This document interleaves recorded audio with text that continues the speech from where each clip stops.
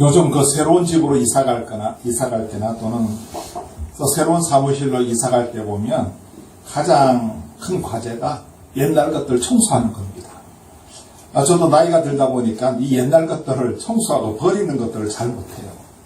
버려야지 이렇게 생각을 하지만 또 막상 보면요, 그대로 다 이제 갖고 이사를 가는 경우들이 있습니다. 실은 낡은 것들을 과감하게 버려야 합니다.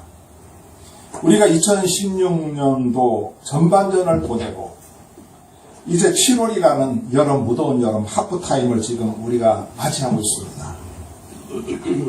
이제 곧 우리는 2016년도 후반전을 뛰어야 합니다.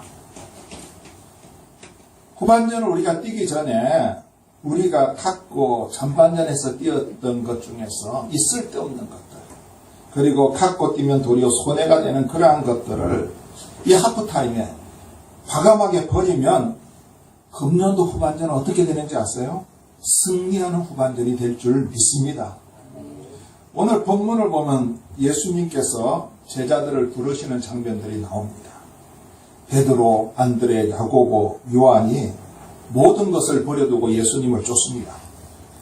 그들이 가장 귀중한 메시아, 구세주를 발견했기 때문에 그들은 모든 것들을 과감하게 버릴 수가 있었던 것입니다. 지금 이렇게 진행된 것이 우리가 언론 보기에는 너무나 쉽게 진행된 것 같지만 그러나 그렇지 않습니다. 여러분, 베드로를 비롯한 제자들을 보십시오. 30년 혹은 40년 혹은 50년 가까이 자기 나름대로의 인생을 살아온 사람들이었습니다.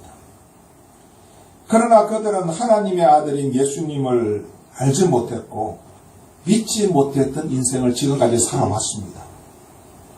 예수님과는 상관없는 인생을 살았습니다. 그저 업으로서 고기 잡아서 생계를 유지하는 그런 삶을 살아왔던 것이죠. 그들에게는 소망과 비전도 없습니다. 이것이 그들 생애의 전반전의 모습이었습니다. 그런데 그들에게도 이제 놀라운 축복의 기회가 찾아왔습니다. 그들의 후반전의 삶을 새롭게 멋지고 보람있게 해주실 인생의 감독이 그들에게 찾아왔던 것입니다. 바로 그분이 예수 그리스도 우리 주님이십니다. 주님은 베드로에게 여러 가지 말씀을 하시지 않았습니다.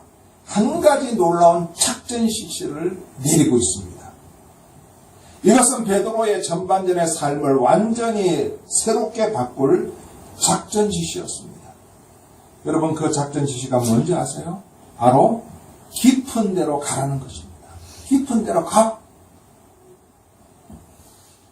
주님의 이 작전 지시를 그대로 따른다는 것이 베드로에게는 결코 쉬운 일이 아니죠.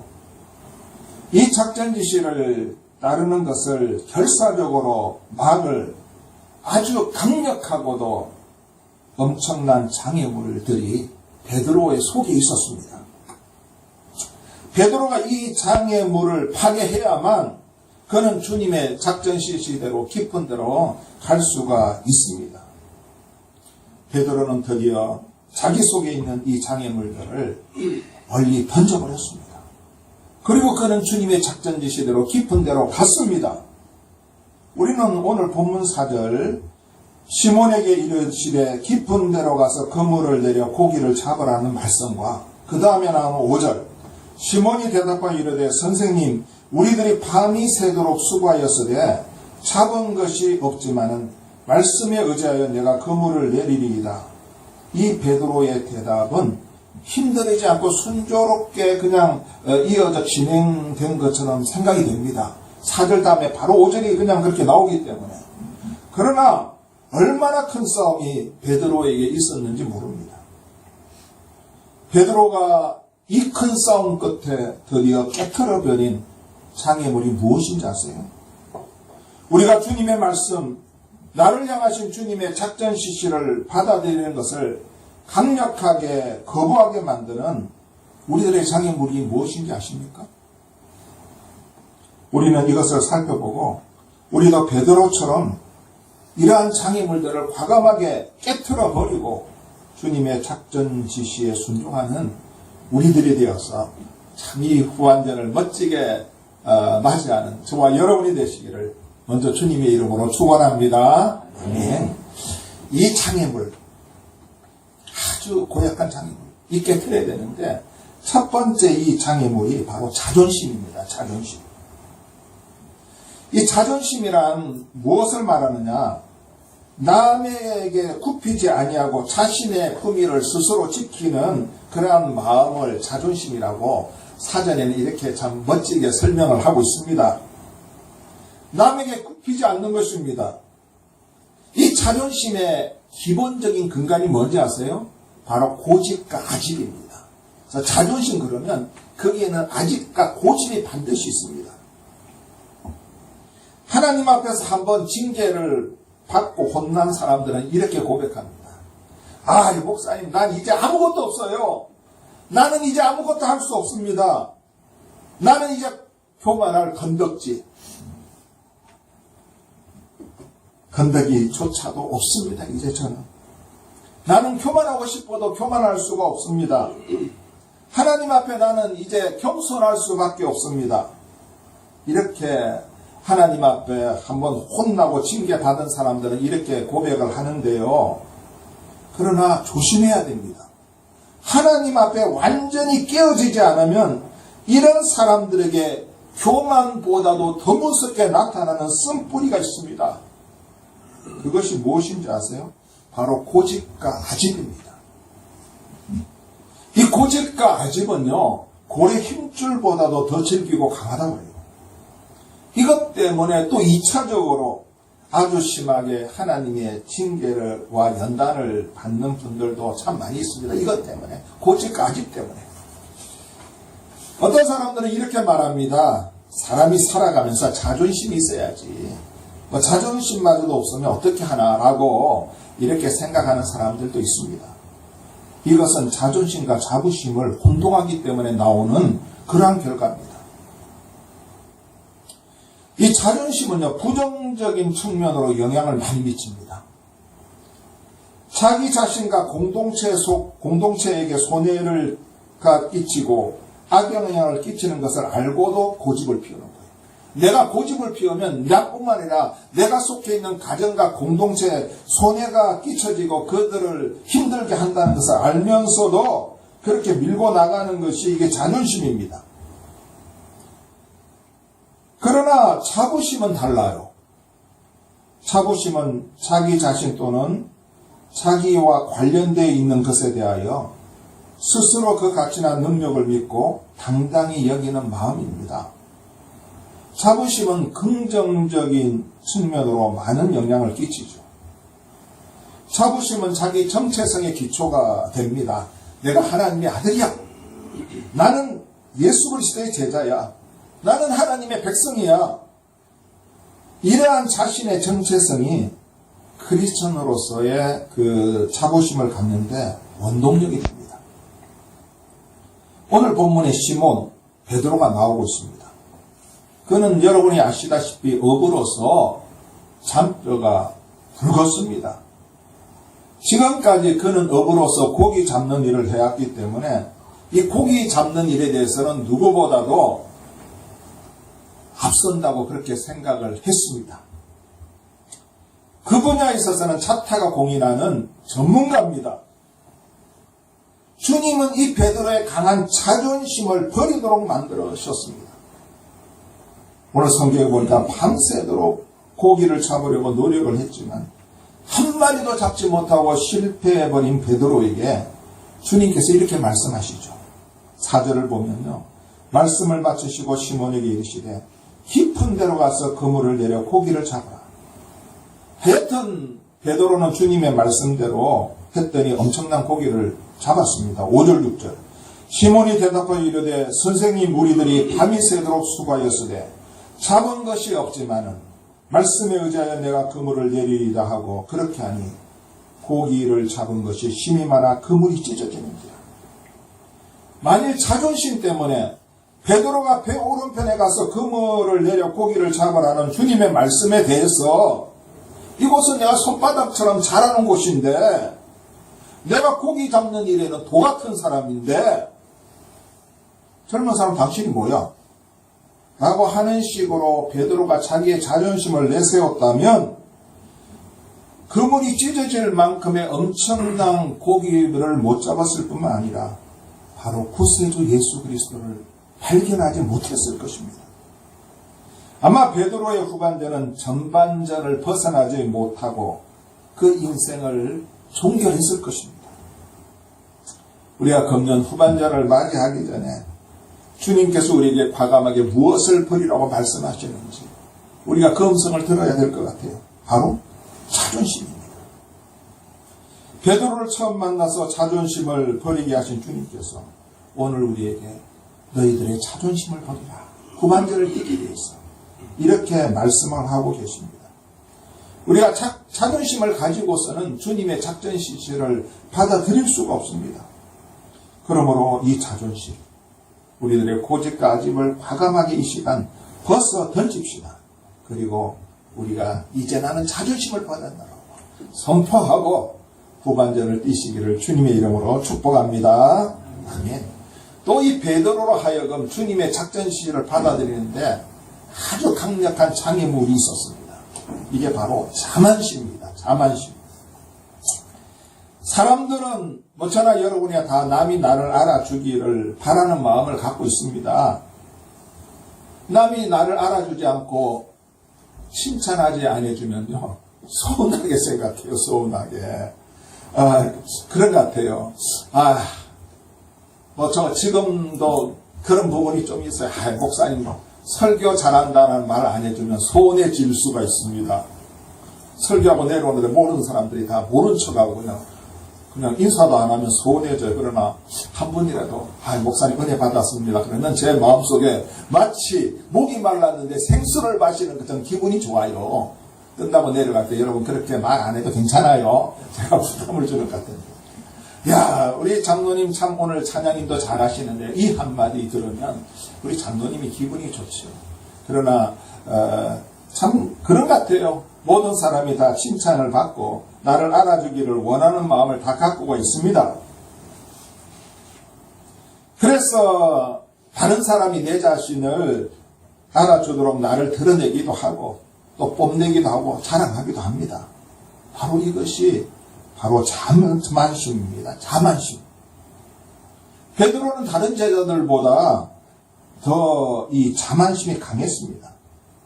다른 제자들과 예수님으로부터 자기의 우수함을 좀 인정받고 싶어 했고 알아주기를 원했습니다. 그래서 이것을 제자들한테 드러내기를 원했고 주님한테도 드러내기를 원했던 거예요. 예수님께서 이렇게 말씀하셨습니다. 내가 잡힐 때 이제 너희들은 나를 다 버리고 도망할 것이다. 그런데 다른 사람들은 다 가만히 있는데 베드로가 탁 나타나가지고 뭐라고 말합니까? 여기 있는 모든 너희들, 너희들 말이야. 너희들 어디 보니? 여기 있는 모든 제자들 너희들 다 주님을 버리고 도망갈지라도 나는 끝까지 나는 주님을 쫓아갈 거야. 자기가 주님 안 버리겠다 하면 되는 거지. 왜 다른 사람 끌고 들어갑니까? 왜 다른 사람들, 다른 제자들은 버릴지라도 왜 이 말을 하는 것입니까? 다른 제자들보다 자기가 더 낫다는 것을 지금 보여주기 위한 거예요. 주님한테 좀 알아줬으면 좋겠다고 이야기하는 겁니다. 우리가 영적으로 자기가 누구보다도 은혜를 많이 받았다고 하는 사람들까지도 이 결국 자만심 때문에 무너지는 경우가 참 많아요. 우리는 이 자만심을 아주 조심하고 경계해야 됩니다.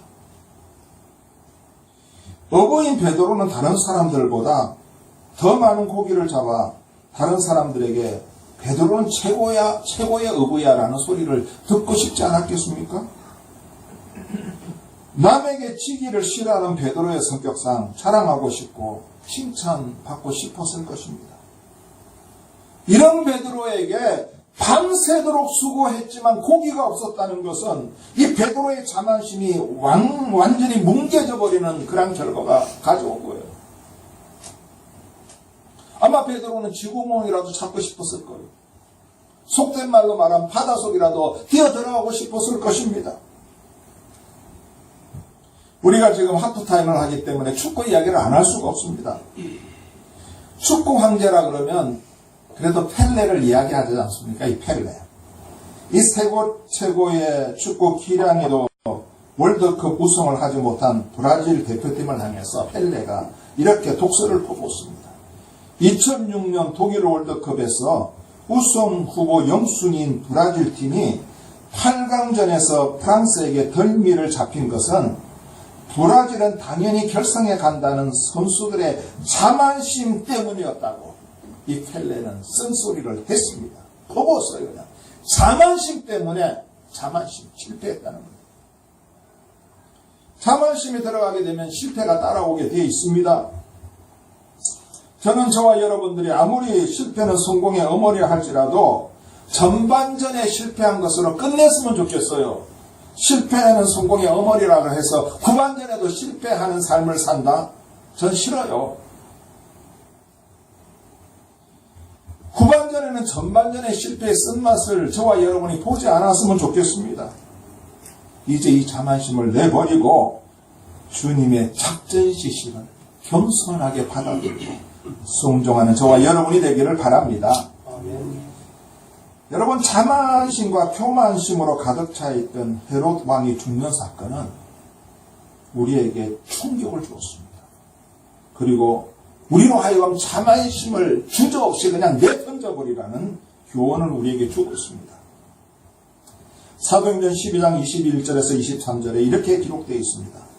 헤롯이 나를 택하여 왕복을 입고 단상에 앉아 백성들에게 연설하니 백성들이 크게 부르되 이것은 신의 소리요 사람의 소리가 아니라 하거늘 헤롯이 영광을 하나님께 돌리지 아니하므로 주의 사자가 고치니 벌레에 먹혀 헤롯이 죽었더라. 성경에 이렇게 기록이 되어 있습니다. 그러므로 우리가 자만심 이거 다 이 하프타임에 내려놓고 이제 주님의 작전 지시를 듣고 나가기를 바랍니다. 세 번째 이 베드로가 주님의 작전 지시를 받는데 장애가 되었던 것이 뭐냐? 자괴감입니다. 자괴감. 자괴감이란 뭐냐? 스스로 부끄럽게 여기는 느낌이나 감정을 말합니다. 자신에 대한 이러한 그 자신감을 상실할 때 나타나는 감정이라고 할 수 있습니다. 저는 우리 함께하는 교회 성도들이 이 자괴감에 빠지지 않기를 원합니다. 자칫 잘못하면 이 자괴감하고 겸손하고 혼동될 수가 있습니다. 겸손은 좋지만 자괴감은 안 좋습니다. 사단은 우리 속에 있는 자괴감을 자꾸만 부추겨서 우리로 하여금 자신 있게 전진하지 못하게 만듭니다. 우리로 하여금 하나님이 우리에게 약속하신 기업을 얻지 못하게 합니다. 자꾸만 이 자괴심을 부추겨요. 이 자괴감은요, 우리에게 우울증을 주기도 하고, 너는 안 돼. 너는 못해. 부끄럽게 만드니까. 정죄감을 주기도 하고, 자책감을 주기도 하고, 무력감을 주기도 합니다. 이 자괴감에 빠지면 아무것도 못해요. 그런데 주님은 우리에게 우리 속에 있는 자괴감을 내어버리고 2016년도 후반전을 주님과 함께 힘차게 달려갈 것을 지금 원하고 계십니다. 베드로처럼 자괴감 속에서 몸부림을 친 사람들은 드물다고 생각을 합니다. 베드로는 늘 자신감 있고 또 장담 잘하고 큰 소리를 친 베드로지만 많은 실수를 행했잖아요. 드디어는 어린 계집종 앞에서 주님을 3번씩이나 부인하고 저주까지 합니다. 얼마나 부끄럽습니까? 얼마나 창피합니까? 저는 걱정이 됐어요. 베드로도 가론자처럼 목매다가 죽을 수 있었겠구나. 너무나 부끄러우면 사람이 죽는 겁니다. 얼굴을 다닐 수가 없기 때문에. 이런 베드로, 자괴감 때문에 주님이 사람 낚는 업으로서 직분을 주셨지만 이거 다 버리고 베드로는 친구들과 옛날에 고기 잡는 업으로 돌아갑니다. 디베라 바닷가에 가서 고기를 잡습니다. 이 자괴감에 빠져있는 베드로를 다시 세우기 위해서 주님이 어두운 새벽에 디베라 바닷가로 베드로를 찾아가신 것입니다. 이 자괴감을 깨트려주기 위해서. 요한복음 21장 내용이 바로 이 내용 아닙니까? 베드로야, 너는 다른 것들보다 나를 더 사랑하느냐? 이 말씀은 베드로에게 자괴감을 깨트려 주시는 주님의 말씀이었던 것입니다. 여러분, 바울은 어떻습니까? 바울은 하나님을 잘 믿는다는 미명하에 스데반을 죽이는 결정적인 역할을 했습니다. 많은 예수 믿는 사람들을 옥에 가두고 감옥에 집어 보내는 큰 공헌을 한 사람이었습니다. 이것이 얼마나 큰 죄고 잘못이었는가를 바울이 깨달았을 때 그의 마음속에는 자괴감이 몰려왔습니다. 그러나 그는 믿음으로 이것을 극복하고 이렇게 선포합니다. 뒤에 있는 것은 잊어버리고 앞에 있는 표대 예수 그리스도를 향해 나는 쫓아가노라. 자괴감에 빠질 수밖에 없는 뒤에 있는 것들은 다 이제 내버리고 잊어버리고 이제 나는 나의 감독 되시는 주님을 향해서 쫓아간다는 것입니다. 그런 정도든지 그리스도 안에 있으면 새로운 피조물이다. 이전 것은 지나갔으니 보라 새 것이 되었다. 나의 이전의 사울은 지나갔다. 이제 나는 주님 되시는 감독을 만나서 나는 새로운 피조물 새 것이 되었다고 바울은 고백하고 있습니다. 여러분, 자괴감을 이겨낸 대표적인 사람으로 저는 다윗을 꼽고 싶습니다. 다윗은 하나님이 세우신 왕이었습니다. 기름 부어 세웠습니다. 믿음의 사람이었습니다. 하나님이 다윗을 향해서 그는 내 마음에 합한 사람이라고 칭찬해 줄 정도로 다윗은 하나님을 사랑하고 하나님을 위해서 하나님을 가까이 했던 사람이었습니다. 그러나 그는 가늠한 그 여인의 남편을 죽이는 곳에 보내는 살인죄를 범합니다. 그러니 이 다윗이 얼마나 자괴감이 컸을까요? 그러나 그는 회개와 하나님의 사랑으로 그것을 극복했을 뿐만 아니라 더 큰 열매를 그의 생애를 통해서 다윗은 맺게 됩니다. 내가 과거에 실수했던 것, 내가 과거에 실패했던 것, 내가 과거에 잘못했던 것에 자꾸만 사로잡혀 있으면 나는 주님의 작전 지시를 받아들일 수가 없어요. 아유, 나는 전반전에 내가 실수했는데, 내가 전반전에 우리 팀한테 볼을 패스했는데 상대방 그냥 그 선수한테 볼을 패스했다. 내가 전반전에 골키퍼로서 공을 막아야 되는데 내가 실수해가지고 골을 먹었다고. 자꾸만 그 생각 속에 사로잡혀 있으면 어떻게 우리가 이 하프타임에 주님의 작전 지시를 우리가 들었고 받아들일 수 있겠어요? 우리가 이런 것들을 다 집어내 던져야 됩니다.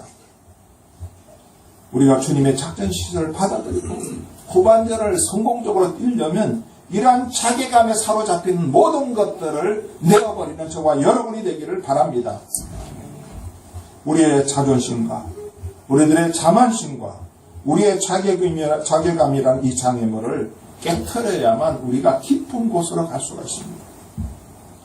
여러분, 주님의 작전 지시 깊은 곳으로 가라는데 이것은 무엇을 말씀합니까? 어디까지가 깊은 곳입니까? 주님을 전적으로 의지하는 자리까지 가라는 겁니다. 주님의 작전 지시가 그겁니다. 너는 나를 의지하는 자리까지 가라는 거예요. 감독을 의지해야만 후반전을 성공할 수 있지 않습니까?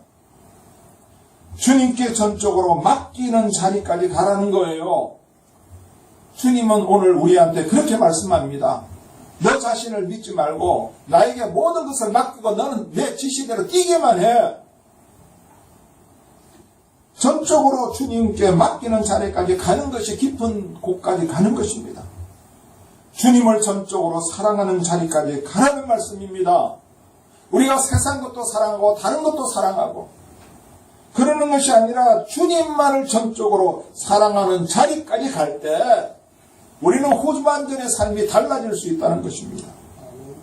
또한 깊은 데까지 가라는 말은 주님께 전적으로 헌신하는 자리까지 가라는 거예요. 이제는 우리가 주님께 좀 헌신합시다. 헌신.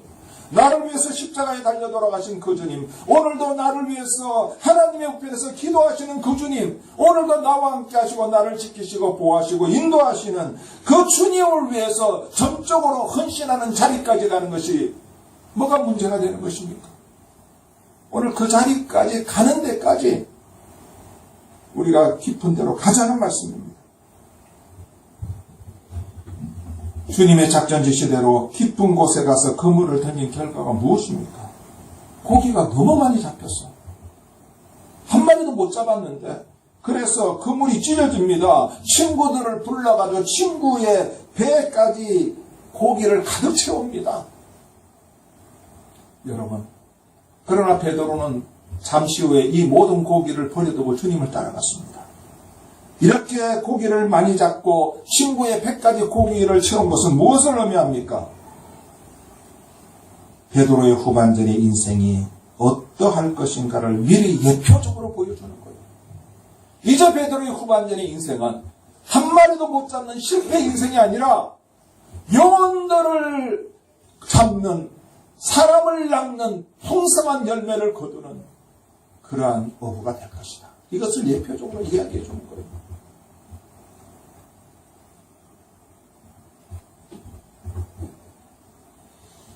그의 후반전의 인생은 전반전과는 완전히 다른 인생이 되었던 것입니다.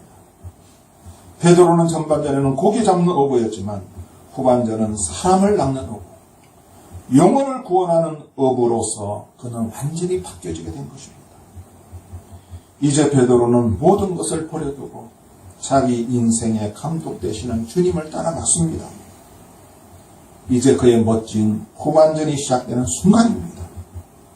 그래서 본문 11절은 이렇게 마무리를 합니다. 본문 11절 제가 읽습니다. 그들이 베드로를 육지에 대고 모든 것을 버려두고 감독 되시는 예수님을 따라갑니다. 저와 여러분들도 베드로처럼 감독 되시는 주님을 따라가는 그런 은혜가 있기를 주님의 이름으로 축복합니다. 아멘. 기도합시다. 사랑이 많으신 아버지 하나님,